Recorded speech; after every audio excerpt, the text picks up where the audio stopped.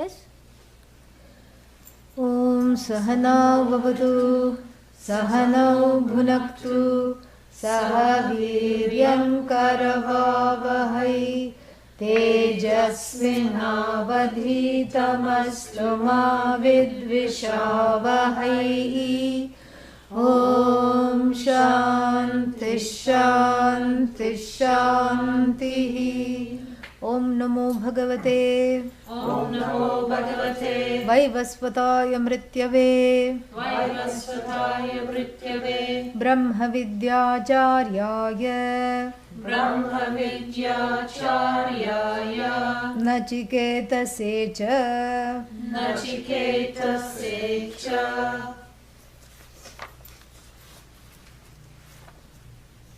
Indriyebhyah parahyarthaha Indriyebhyah parahyarthaha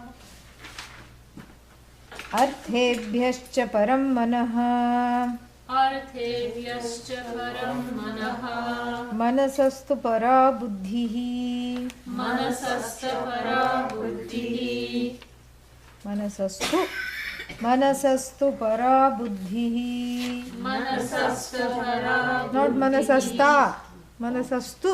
Manasastu Manasastu para buddhihi. Manasastu para buddhihi Buddheratma mahan parah. Buddheratma mahan paraha Mahatav paramavyaktam.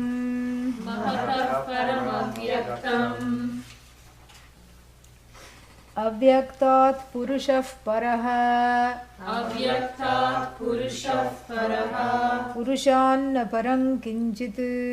Purushanna parang kinchit Sa kashtha sa paragatihi. Sa kasha sa paragatihi Indriyebhyah parahi arthaha. That visarga goes away because it is followed by a vowel. So that is not there.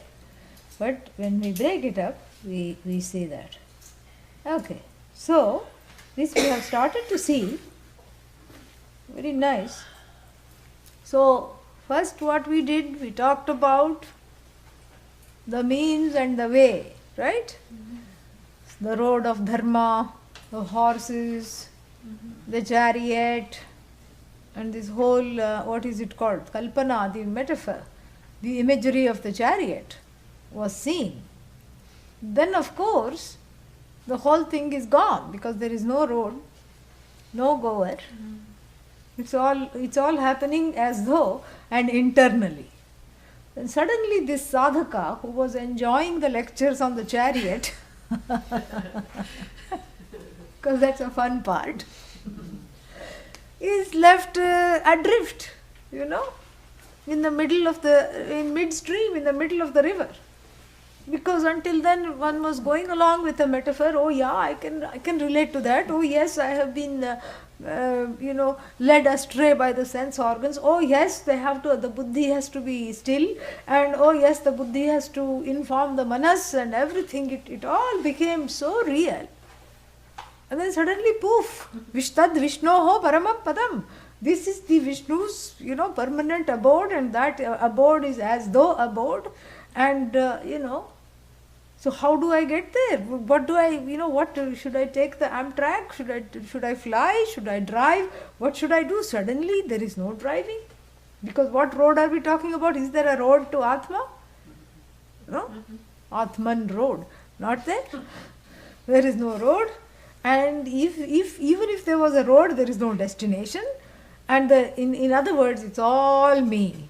Destination, me. Correct? The road, me. The means, me.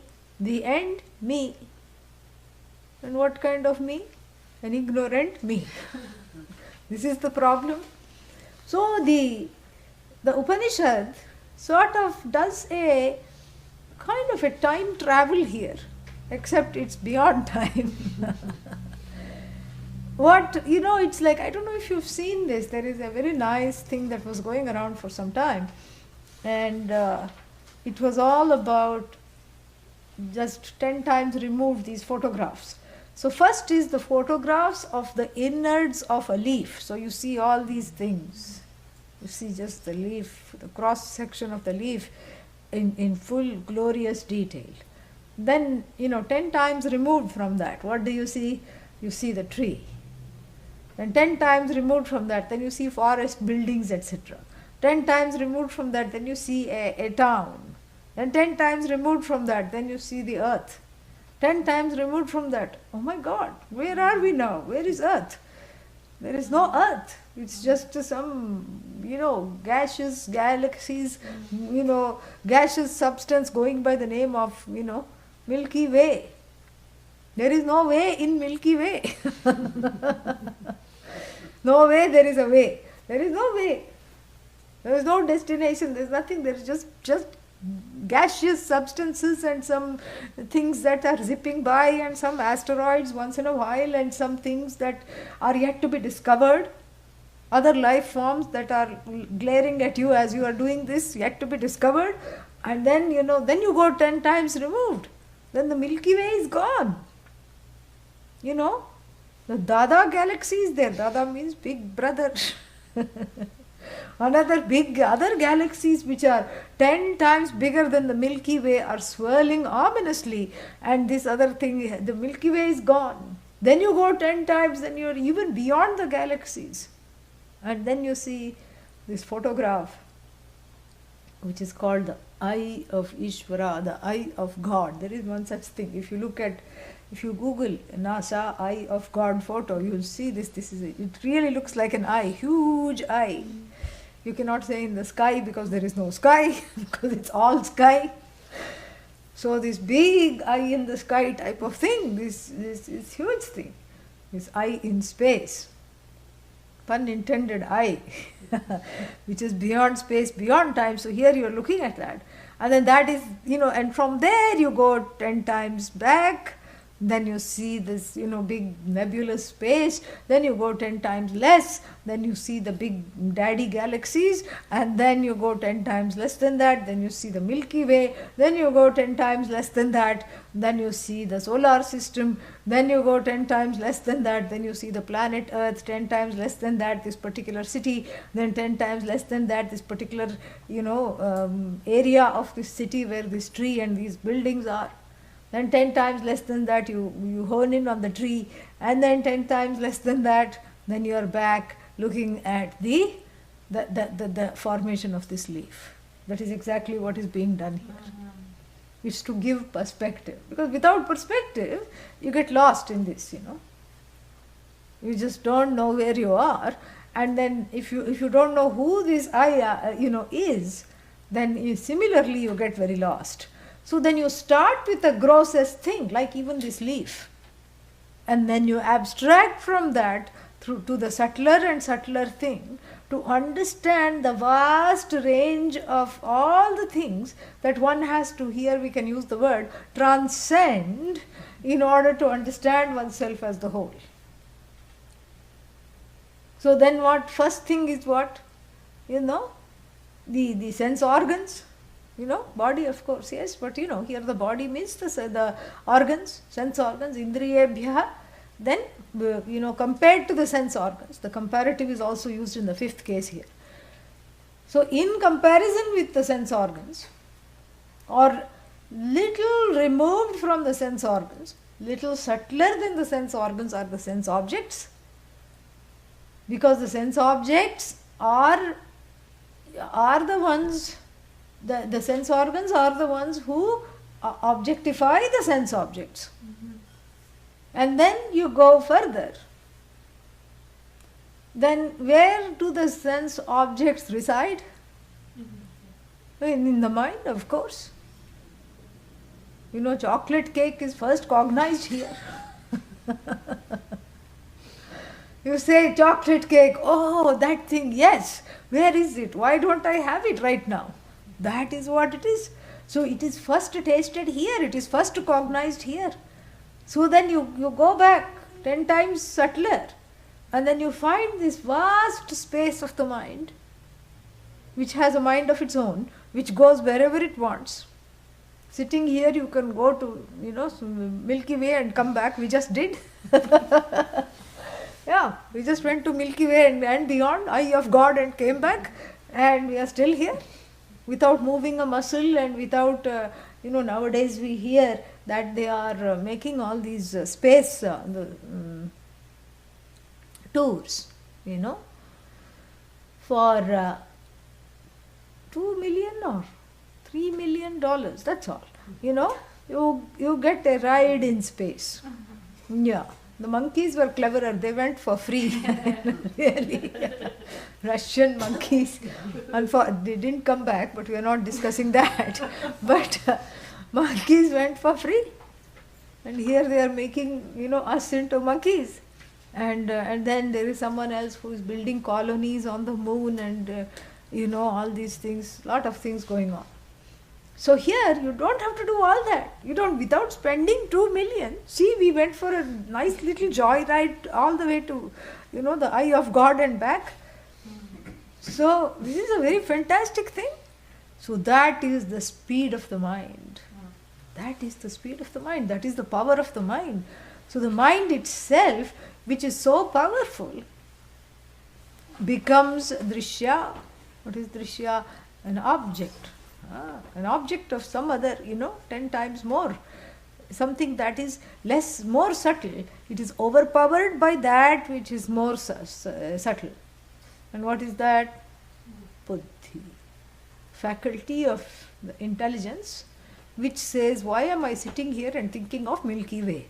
Let's get back to the studies. That is the buddhi. And if you really dissect the buddhi, metaphorically speaking, what do you get? Huh? What do you get? Not nothing, don't say that, yeah. No, unacceptable answer, yeah. If buddhi is nothing, then why worry so much about cultivating good buddhi, right? So, what is if you decant the buddhi, what is it that makes what is held in the buddhi? What does the buddhi hold?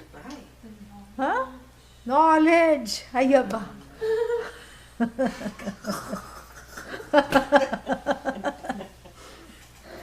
Knowledge. Knowledge of names and forms. Knowledge of objects. And knowledge of subject. Everything. That is the place where the knowledge, sphuranam, takes place. Except in this moment. So, but generally speaking, this is where the knowledge takes, this is the place where the knowledge happens.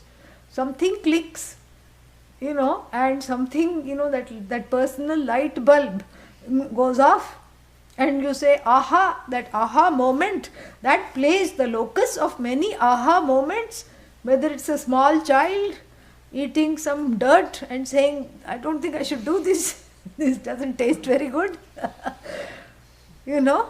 or if it is a great scientist saying, aha, I have found this, I have found some pattern, I'm looking at Ishvara in relation to a certain law.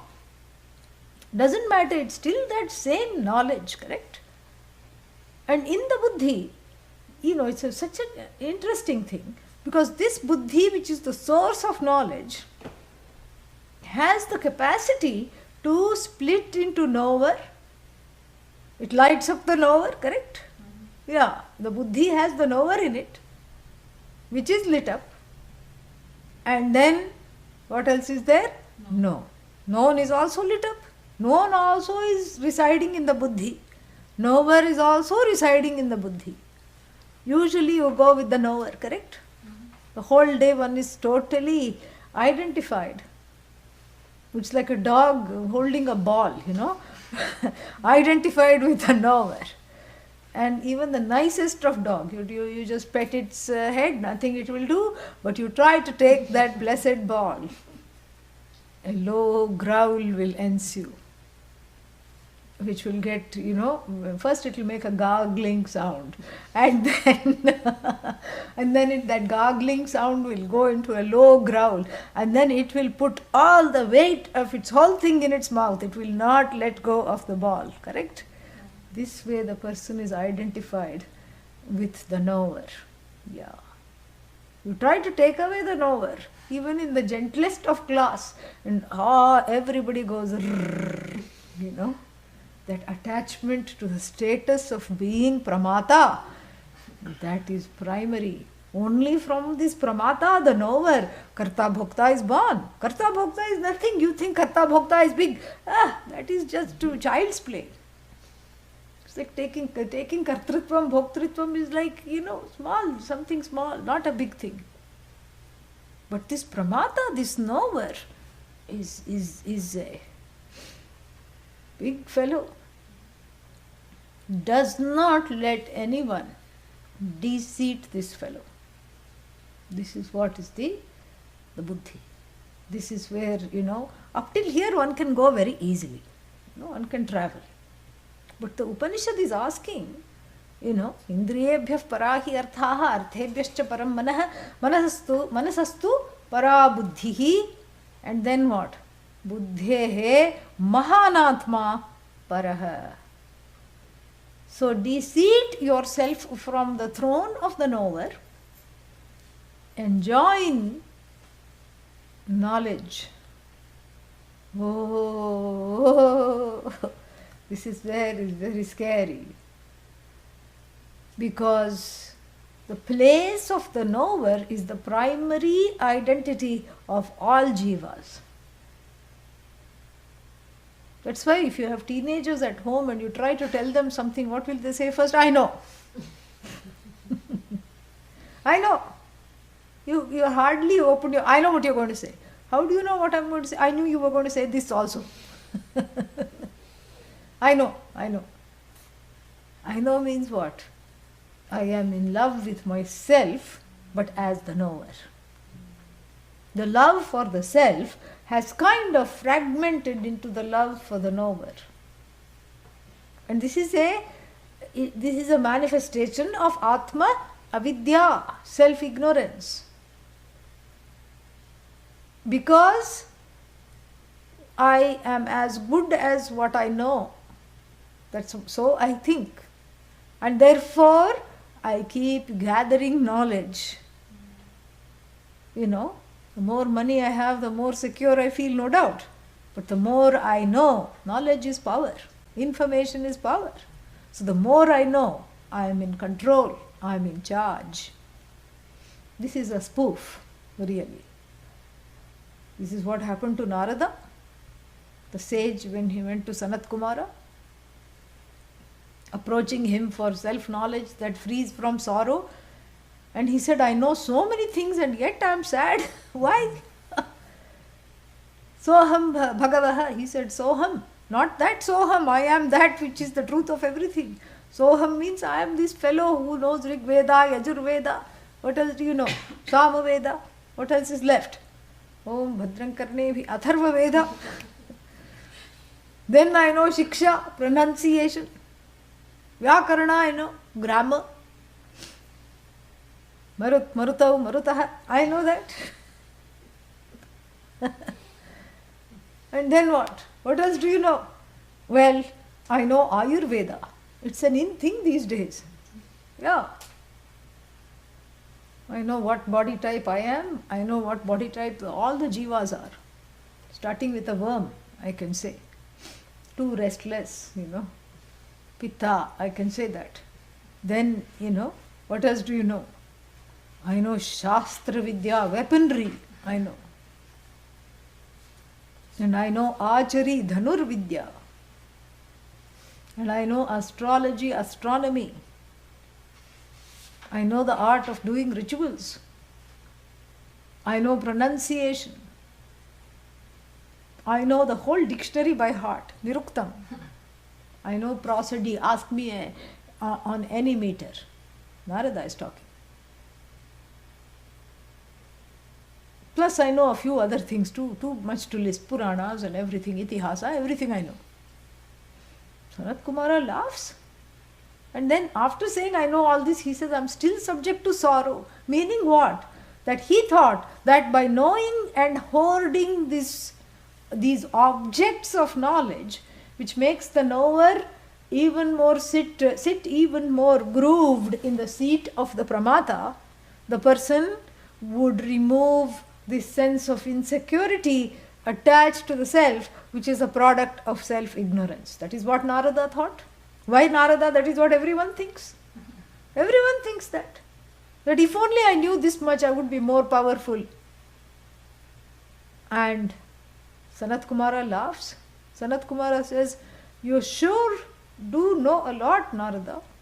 You know a lot of nothing, he says. How much is a lot of nothing? Huh? Nothing. How much is the little bit of nothing? Still nothing.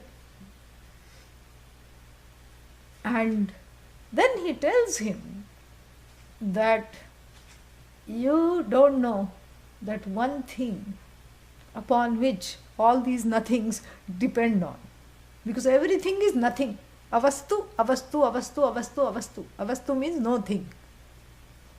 What makes a no thing into a thing? You're leaving that out. That is you. And what you is that? That is the you that informs the pramata, that pervades the pramata, no doubt, but is, it is transcends the pramata also. So you pervade the pramata, because without you there is no pramata. There is no knower without you. Knower is Atma. Atma is not just the pramata, because it is much more than that. Atma is that knowledge, that sentient consciousness that morphs into the knower and the known and the process of knowing, means of knowledge, anything that you take, without being any one of them. Those are just appearances in this whole oceanic knowledge that transcends knower known. Sometimes we have bubbles, sometimes we have waves, sometimes we have breaker, and sometimes it's a calm ocean without any vikalpas. This is what you are. And so here we are being asked to go one more step. You take this buddhi. Of course, you delight in your own buddhi. See how my memory is. I remember so many things, so nice. Yes, even Sanskrit is starting to make sense. Yes, I'm doing very well. You take that I-ness associated with the buddhi, and as it were, you just abstract from it cognitively speaking, without needing to do anything. You see the truth of what upholds this knower identity and what upholds the known identity. And that is what is called Mahan Atma, the Atma of all, aka Hiranyagarbha. That knowledge which is even before it manifests into knower known, before it manifests into creator created, whatever it is, before it manifests into something which has name and form, that potential which is yet to become a knower, yet to become the known, that potential which is there in the form of knowledge, which transcends the knower known. In fact, the word knowledge is not a good word at all. Jnanam. That sentience. You go there and you identify this buddhi, see the buddhi, your own pramatritvam, knowership, as part of the knowership of everything, and then you forget the knowership, you abandon the ship of the knower, and then you see it as knowledge from which the knower is born, from which the same knowledge, that same prajnana ghana, that mass of knowledge, from which the knower and the known are born, as it were, without undergoing any change or kshaya to this limitless knowing. Got it? Yeah. This is wonderful. This is what is the whole thing, and it's giving, this is not only giving the vision, but it is giving what to do, how to be close to this vision all the time. Buddhehe Mahan Atma. That even though Atma and Mahan are separated, it's because of the meter. So that Mahan Atma Paraha. Even though Mahan Paraha it says, Mahan Atma Paraha it should be taken. That Mahan Atma, Mahatma, that is what it is. That Mahatma which is that Hiranyagarbha, which is manifest as Hiranyagarbha. The first thing that is manifest is knowledge, as it were. Without really taking the sides of either being the known or the knower, because there is nothing other than itself really. So how can it have the knower-known distinction? So you go there. You see, appreciate the subtlety of it, from which your individual buddhi and your knowership is crafted. So that Mahan Atma pervades the buddhi, but it's not the other way around. Buddhi does not pervade the Mahan Atma. Your tiny little buddhi does not pervade the Hiranyagarbha, correct? Yeah. And then it continues. That's why we take these two verses together. And then you don't end there. If you end there, then you're just, it's just a half-baked knowledge. You don't end there. You go beyond that. So, Mahataha, what? Param, Mahataf Param. There is something more abstract. There is something more subtle. There is something more pervasive than Mahan. What is that? This Hiranyagarbha is this knowledge in the form of Hiranyagarbha, meaning the potential to create. This potential, this knowledge which has become a potential for creation. This knowledge which is in the form of now a potential that precedes creation, or that accompanies creation, that's better put. So that itself, that particular name and form that it has taken, this potential called Hiranyagarbha, is itself a product. Who made Hiranyagarbha? What is it a result of? It is the result of Maya, Vikshepa Shakti. Here, the projective power of Maya, which makes the one seem into many. The splitting, the refracting power of Maya, where you put a prism in the light and all 7 colors come out of this no color crystal, color free crystal. So this color free Prajnana Atma, Prajnanam Brahma, you expose it to give it to Maya to play with it, and what will Maya do? Make it into Hiranyagarbha, make it into individual buddhi, splintering it further, make it into the buddhi of the dog, the cat and all the jantus. And even things that have no buddhi, like rocks, etc. But still there is a buddhi there. That is there. Chit is there, Sat Chit is there in everything. So that one Sat Chit has suddenly become into so many buddhis, so little time, so many Sat Chits.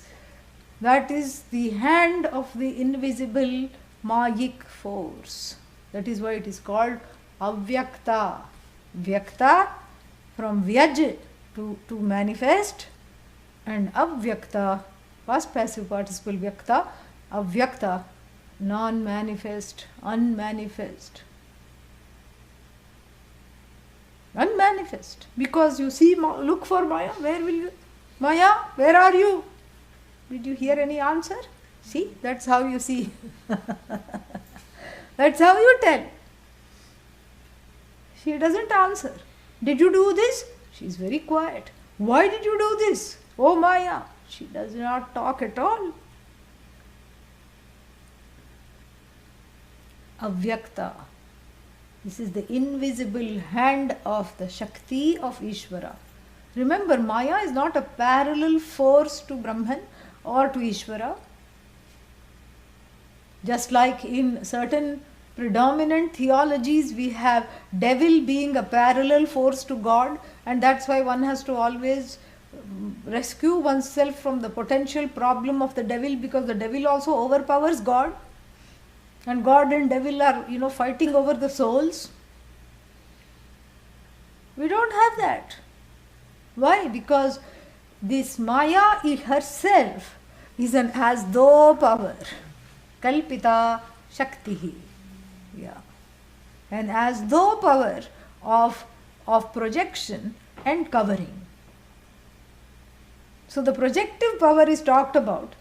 So this Hiranyagarbha, which is a particular name for Ishvara, with regard to the manifesting principle, that all knowledge with special reference to its manifesting principle is called Hiranyagarbha. So what makes Brahman into Ishvara, if you were to ask? It is this presence of Maya. Yes.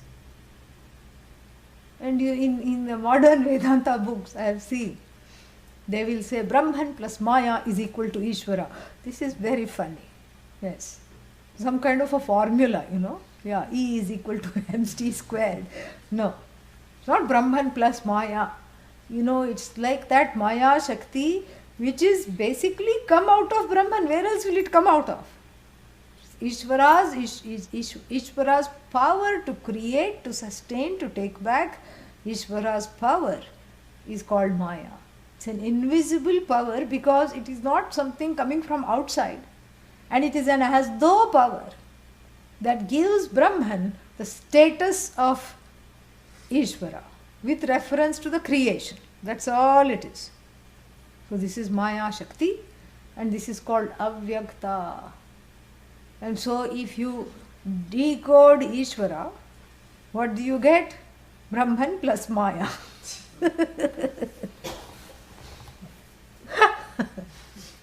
So if you decode Ishvara, what do you get? You get the Shakti, which is in the form of the raw material, which is the entire Jagat, and you see the knowledge which wields this raw material, that power to make this raw material do its magic. That power, here we are talking as Avyakta, correct?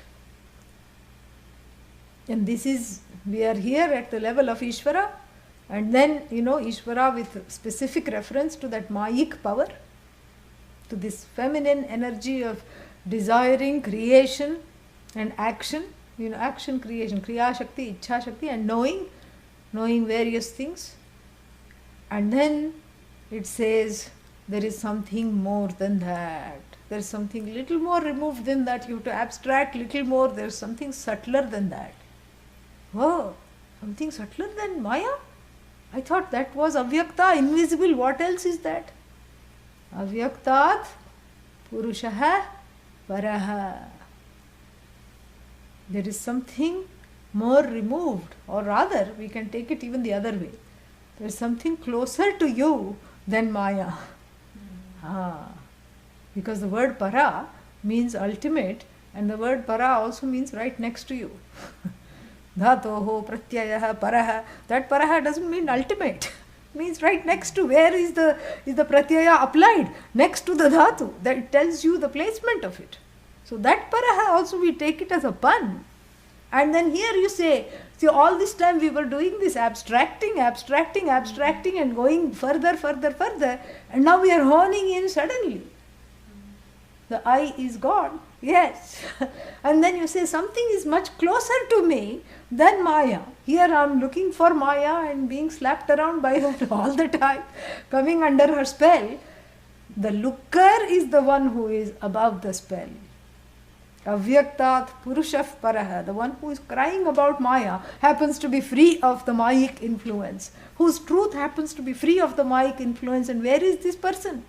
Who is this? The person, Purusha. Where is this person? That is Paraha, right there, right next to you, closest to you in fact. So you see, the trick of removal has actually become a trick of magnifying closer, and you see, and at some point you can no longer see, you just have to be, because it is you. You cannot see it as an object. It's so beautiful. And who is this Purusha? There are two meanings for the word. One is Puri Shete. Puri means what? Pur. Huh? Puri is not something to eat. It is, but that's not right now. Yes. Pur. Nagpur we have. You know, Jaipur. Pur means what? Jaipur city. Puri, which case? Seventh case. Puri means what? In the city. Shete. Second conjugation. Shing Shayane, to sleep. That which sleeps in the city. What is this? That is the first vyutpatti of the word Purusha. Purishayanam, Purishete. Purishete sleeps in the city? No, lives in the citadel. Navadvare pure dehi naiva kurvanna karayan. This 9-gated city. All these are gates. These are the portholes of this fellow that is trapped on a voyage. Yes, this is cruise ship, and then this fellow is sick inside, because anyone who goes to the cruise ship gets sick and comes back. So, the sick jiva, who is sick of the ajnanam, afflicted by ajnanam, is on this cruise ship inside this citadel, because the cruise ship is like a citadel. It has everything in it. You can bring cars on, you can bring horses, you can play water polo, you can do anything. It's like this huge total institution. You don't have to get out. You can't get out. There is all sharks around. Samsara within samsara, really. And so too, this body, mind, sense complex is like a voyager ship. And inside from these portholes, the jiva is looking out, experiencing various things, And this Upanishad will tell that later. Paranchikhani. Experiencing various things, feeling trapped and suffocated. How long have to be? This feeling, what is happening? When am I going to let me out? Let me out. You're seasick all the time, nauseous of this samsara, allergic and nauseous. Always some funny feeling somewhere or the other is coming. You don't know what to do. Always some sickness. It is samsara jvara. It is the fever of samsara. That's all it is. So like this one, and then you think after one life there is respite for this Purishayanam. No, one Puri is given up, another Puri comes, and the third and the fourth and the fifth and the sixth, and oh my God, lifetime after lifetime, enough to, then this samsara jvara, it becomes a chronic thing, chronic fatigue. Samsara jvara, really, that's all it is. And you just get sick of samsara. This is what the universal fever. And then what happens? So even then one becomes wise enough to know that even if I break out of this city, there is no respite. Why? Another city, crafted from all the karmas from, this city is waiting to trap me as it were again. But then the city is not a trap, is it? No. City is not, the citadel or the city is as much a trap for space with regard to this pot. So is the pot space trapped in the pot? Say no quickly. No. Pot space is not trapped. And if I do like this, you think it's pot space is out now? No. There is no in, no out. In fact, pot is in space. Space is, in pot is a relative truth. But really speaking, pot is in space. And so, therefore, this consciousness which feels trapped in this citadel of the 9 orifices is not really trapped. As though trapped. Trapped due to ignorance. Trapped due to thinking I am trapped. Like sometimes you see some insect or the bird that comes inside the house finished. You open all the windows And the doors wide open, it will go and bang against something and then feel completely, you can almost hear its heart beating. It's so frightened. It will avoid all the open doors and bang against the glass. This is what it will do. This is the jiva, which is as it were trapped in this body mind sense complex, totally, helplessly, life after life after life after life after life.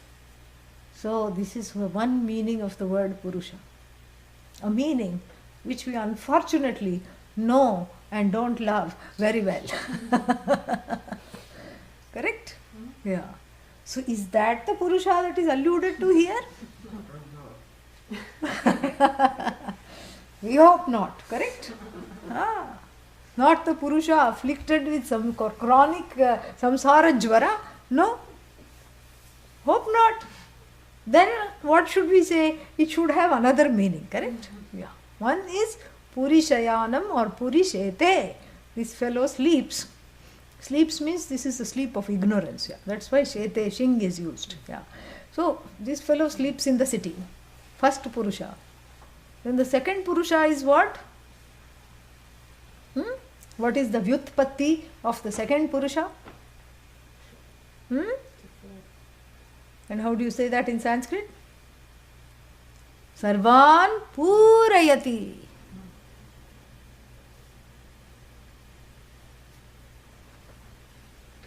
Purayati. Fills up everything, like even a body of water that moves, like a stream, a rivulet, a tributary. What does it do? It fills up all the holes, fills up everything. And even if you try to obstruct it, if the mountain comes, it will go around the mountain. Or it will go through the mountain, it will do something. And that Atma which fills up everything, that Bhagavan, that Ishvara, in the form of this Atma, this Brahman, which fills up everything, is called Purusha. So the voyage, so to speak, is from the first Purusha to the second Purusha. The complaining, trapped individual. Purushah Purushaha, we can say that is a Mahavakya. One Purusha, crying all the time. And the other Purusha accommodates and fills up, transcends everything. Second Purusha. So which Purusha are we alluding to here? Yes. Second one. Thank God. Because that is the one that transcends avyakta, mahat, everything. Then we have a very important question. What transcends the Purushat? Purushat param kim? What transcends the Purusha?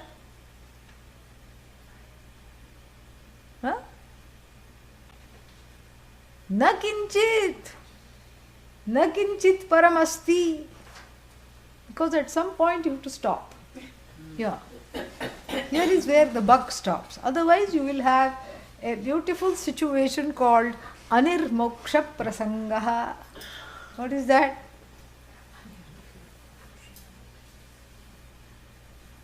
Where moksha is not possible.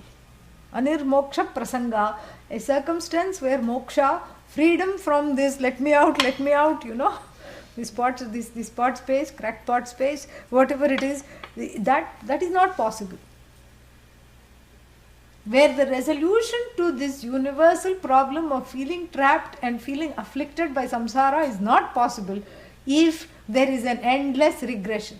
There is a Purusha on top of the Purusha, then there is Purusha twice removed, like a cousin, far away cousin is called cousin twice removed. So then there is Purusha twice removed, and then there is Purusha's Dada, and then there is Purusha's Tata, and if you keep saying like this, then what will happen? Nothing will happen. Yes. Because each Purusha has another Purusha looking at it. And then what happens? You get into a wonderful thing called infinite regression. Yeah. Where really speaking you are regressing in the knowledge rather than progressing infinitely. So somewhere you have to say beyond this there is nothing.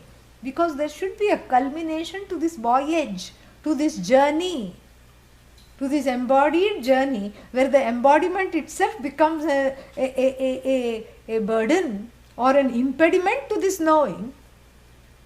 So there should be some solace, some carrot cake handed out at the end.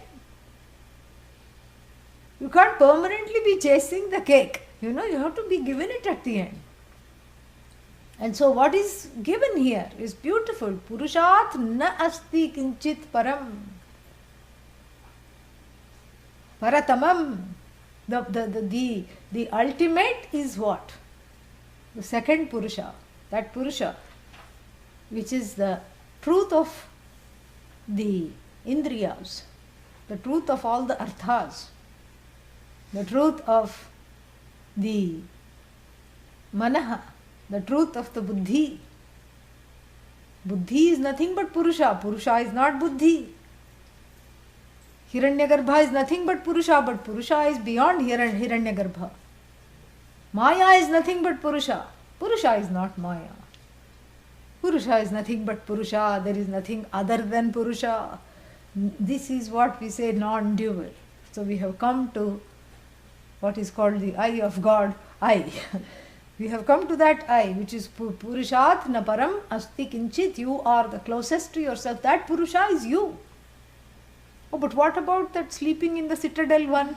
That was an imposter. How come this is not an imposter? Because you want to be this and you don't want to be that. Okay? That's why. And then, here we are talking of Maya. Feminine or masculine? Feminine. And then we are talking of Purusha. The word is feminine or masculine?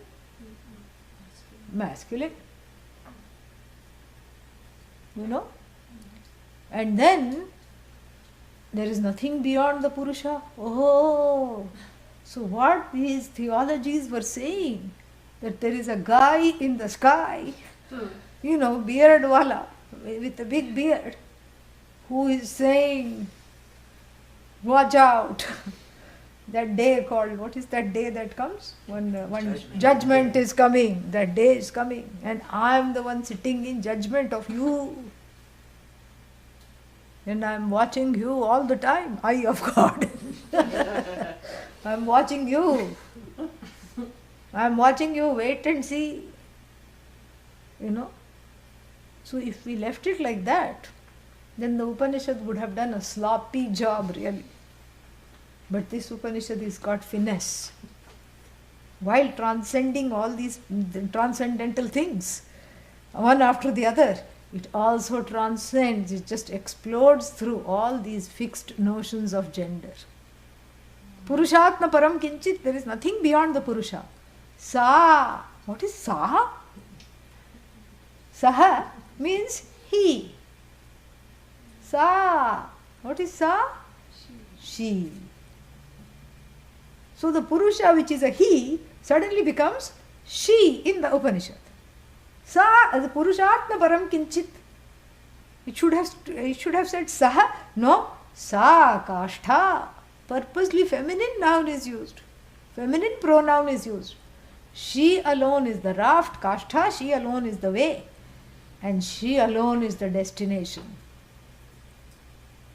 So now I am confused. Are we talking of he or she? He/she. We are talking of neither he, nor she, nor it. The whole concept of genders are completely torn apart by that which is beyond gender. So fantastic. And such an ancient text is doing this. Switches the word. And in Sanskrit we can have some fun things. Like one sentence, this is often quoted. What is that? Shita hisa jalasya prakritihi. So jalam means what? Water. Prakriti means nature. So the nature of the water is cold. This is the sentence. Shita means cold. But what is it qualifying? Jalam. But it should say Shitam? No. But you make it qualify the word Prakriti, and then you make this beautiful thing. Shita hisa jalasya prakritihi. Prakriti is female, so Shita goes with Prakriti. So here, tat purushaha, that purusha, saha purushaha, is sa kashtha. She is the means she is the way. She is the only means. She is the only way, because beyond her, him, there is no her or him, and it is you. The her, him, it resolves into the I, that is no gender. No gender at all. That is why all the names of sannyasis end in exactly alike, Ananda. So because there is no gender. And so, sa kashtha, sa paragatihi. Paragatihi means the ultimate goal. The ultimate goal to be reached. And then one Purva Pakshi makes an appearance. Yeah, we should read it. It's kind of fun.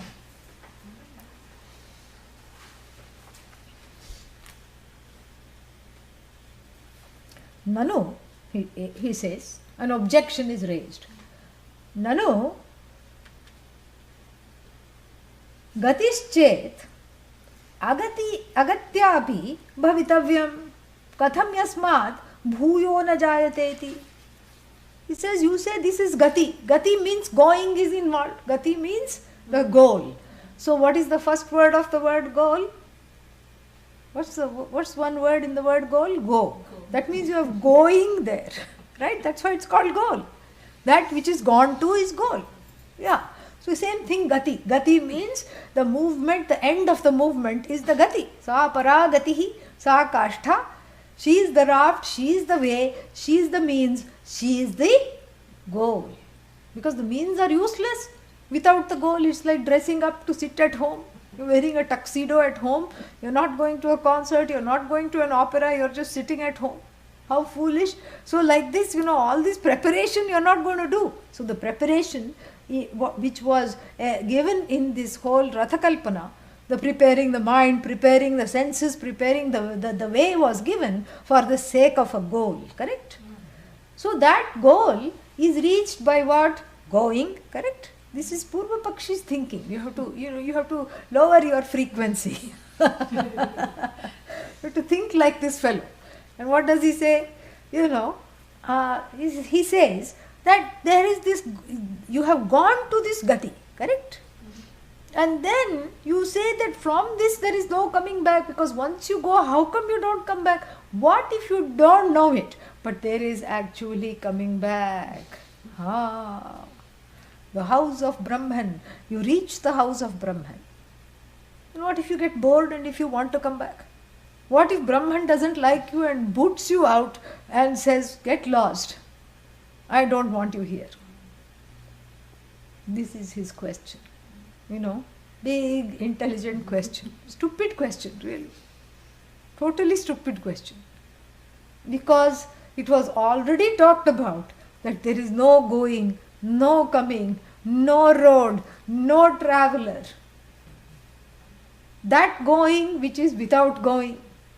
That reaching which is without reaching. That from which there is no coming back, meaning swaswarupe avasthanam, the abidance in yourself and your own nature, that is what we are talking about. We are not talking of some bada, you're climbing the mountain and going to Badrinath and then sitting on a donkey and going to Kedarnath and then, This is not what we are talking about. And then you go there and then there is flood and you're not able to come back. That's not the point. And this is what people get scared also because of ajnanam. They say, yad gatva na nivartante. Oh my God, if I go there, I don't come back. I don't want this. Okay, keep coming back. One more citadel, one more samsara, jwara, bout, one more birth. No, I don't want that either. Okay, then understand this gati, which is actually agati, no gati. This gati has got a big as though in front of it. And as though gati. So really speaking, your question has been beefed out of this room because there is nothing to talk about, Adi Shankara says. And Adi Shankara quotes, no road, no way. That road which is not really a road. And that traveling which is not really a traveling, he says. He quotes from the other Shrutis and silences this fellow because there is really no such thing as going. We are talking of agatihi. We are not talking of gati. We are talking of stillness. We are talking of silence. We are talking of seeing the truth of oneself, where there is no going and no coming. There is no ganta, there is no goer, and there is no gamanam, and there is no gantavyam, the goal. There is no going. The going is really as though, because we are forced and constrained to use certain words that will make sense otherwise. Otherwise, the pursuit is seen as going. But the pursuit is really as though you are chasing your own tail like a dog. You are after yourself. Really, there is no pursuit.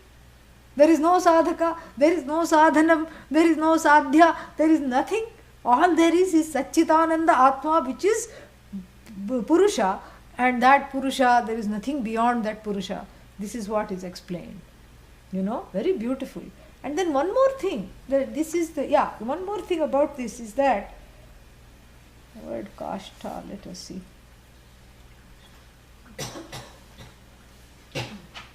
What is it? Huh? Where? Yeah. Here. He says, this kashta, he says, prakrishta gatihi. He explains it as the most exalted of all goals. It is the way, it is the means, and it is the ultimate goal. Prakrishta means the most utkrishta, the most exalted goal. She is the means, she is the goal. Okay? Very, very nice. Okay, so how do I gain this goal? The question of course will come. So now you have confused me. You did this wonderful binocular imagery by making it more and more powerful. We went through the Hubble telescope, hobbled along with the Hubble telescope, and then what? And then came back, and still I am in this citadel. How to become the next Purusha? If there is, and then you have confused me further because you are saying there is no gati, no gamanam, no ganta, no gantavyam, no nothing. Now I'm stuck up. So if this Atma is me and everything is me, then I should be enlightened. Then how come I'm not enlightened? Well, that is one question that the students should answer, not the teacher, But that is the question which the Upanishad tries to answer in the next verse. एष सर्वेषु भूतेषु गूढोत्मान प्रकाशते दृश्यते तु अग्र्या बुद्ध्या सूक्ष्मया सूक्ष्मदर्शिभिः अग्र्या बुद्ध्या. So agraya buddhya drishyate. So eshaha means this right here. What right here? Prakritam, that which is being talked about, and that which is also never away from you. What is that? Atma. And what does this Atma do? Na prakashate. Oh my God. Na prakashate. Prakash means what?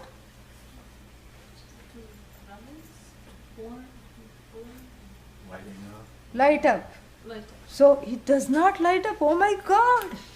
This Atma I thought was the source of all light. Eshaha sarveshu bhuteshu, in all jantus, in all beings. Gudhaha. Gudhaha means hidden. Which is hidden? Eshaha Atma Gudhaha na prakashate. Does not make itself evident. Now you have really contradicted several years worth of Vedanta, where you have started with the premise that the Atma is self-evident. And now Upanishad is saying what? It is not evident. But what? Drishyate. Abba, thank God. Seen, is understood. By what? Agryaya buddhya, by a forward looking buddhi, by a sharp buddhi. Sukshmaya, by a subtle buddhi, not a gross buddhi. A subtle buddhi, a sharp buddhi, and by people who are owning up this sharp buddhi, sukshma darshibhihi, because the buddhi doesn't come on its own, correct? It is attached to a person, correct? Yes. The buddhi doesn't say, I know Atma. So the buddhi is attached to the body, mind, sense complex of a human being who is craving this quote unquote enlightenment or this understanding. And so therefore the buddhi comes with all the other accoutrements. Body, mind, senses, everything comes. Buddhi doesn't, a big brain with 2 feet does not walk into the room and say, okay, I'm sharp, show me Atma. No. So the buddhi is a way of knowing. It's a place of knowing. It's a receptacle for knowing. That Atma, which even though is the most uncovered thing, behaves as though it is covered. What is it covered by? Ajnanam. It is covered by ignorance. So not that it doesn't light up. The ignorance hides the light. Hides the light.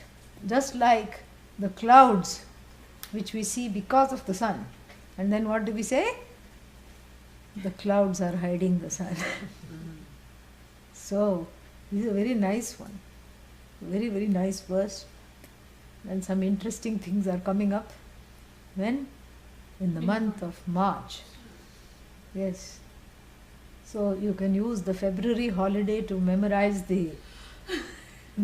all that you are learning, all the declensions. And in March we will start again. Okay? So this Saturday 9 o'clock, 9:30. We have Vedanta Dindima, 9:30 in the morning. And then Sunday, bright and early, 7:30, we have Mundaka Bhashya continued. Om Purnamadah Purnamidam Purnat Purnamidachyate Purnasya Purnamadaya Purnamevavashishyate Om Shanti Shanti Shanti Hari Om Shri Gurubhyo Namaha Hari Om. Yeah, if there are questions, you can ask now. Yes. I forgot where we found Narada. Which Upanishad? 7th chapter of the Chandogya Upanishad. Although Narada comes in other places also. Yes. So, as you were talking about the little Purusha that's like, wah, Yeah. like I'm in prison. And as a contrast to the Purusha The free Purusha. Yes. So like make that transition to that, then like my buddhi goes, well, oh, okay. So if there is no coming and going, and the Purusha pervades everything, Yes. then what happens when you get to what happens? What do you think happens? It's like, does Maya still exist? Yeah, Maya sure can exist, Yeah. but you're not affected by it. See right through it, you enjoy Maya. Maya, which is the source of incarceration previously, becomes a source of enjoyment. Yeah, once one is freed of ignorance. Maya does not incarcerate. The ignorance incarcerates. I am in the walls, of my own mental prison. So the first Purusha is the incarcerated Purusha. The second Purusha from death row, continuous death row. Appropriate because this is Yamopanishad. And he suddenly told, you are free, you can go home. That is what. Because of this knowledge. Somebody had asked on here previously, Swamiji, about the Shanti Mantra for Rig Veda. Yeah, Shanti Mantra for Rig Veda is, I think, Apyayantum. No, not that. Vang me manasi pratisthita, mano me vachi pratishtitam, aviravirma edhi, vedasya maani istah, shrutam me ma prahasihi, anena dhitena, ahoratran sandadhami, ritam vadishyami, satyam vadishyami. That is what it is. Yeah. That is the Shanti Mantra. Oh, some bada question has come. Let us see. In India, there is no devil. No, there is no devil even in America. Yeah. And why India? Even here, there is no devil. Yeah. Yeah. But so there is no devil period. But then, what about demons? You know, the demons are devotees gone wrong, ma. That's all. When the devotee has too much hubris, you know the word hubris? Hubris means too much pride. I am the greatest devotee. Konyosi sadrisho maya, who is like me? I am the monarch of all I survey. And then that becomes, you know, when your head goes up to the skies, then you get a crick in the neck and you have to go to the, you know, doctor. Yeah, that's what happens. Pride comes before a fall. That is the fall. The fall of the devotee is called demon. The demon is within the psychological order of Ishvara. Yeah. And that psychological order, we need the demons. Because without the demons, we will not progress. Yeah. We need the demons to hasten Viveka and Vairagya. Yes. And when such demonic people relieve us of our belongings, then we say, okay, this did not matter. Yeah, that's why Sri Rudram says, Namaha Naktancharebhya, to all nocturnal things that go around taking away other people's possessions. Namaha. May I see them as Ishvara. So there is no devil or that. Demons don't cause problems, they cause little problems. It's okay. And then what about dark souls? What is this dark soul? There is no darkness really. Yeah, darkness, really think about it. Where is the darkness? Huh? There is no such thing called darkness really. It's a perspective. Yeah, it's a perspective. When I am afraid of something, when I have a hard time with understanding it, and when it frightens me, I consider it dark. Dark means hidden from me. That is what is dark. It is frightening because it is hidden from me. And when you really unmask even the scariest things, it doesn't become scary. Like that Wizard of Oz, what was that? That wizard himself, it was just a small little fellow. But behind a big front, frequently that's what we find. So you are safe. There is no darkness, and you have no darkness because you are all knowledge. Satchitananda you are. So you are totally safe. Okay. See you Saturday. Oh.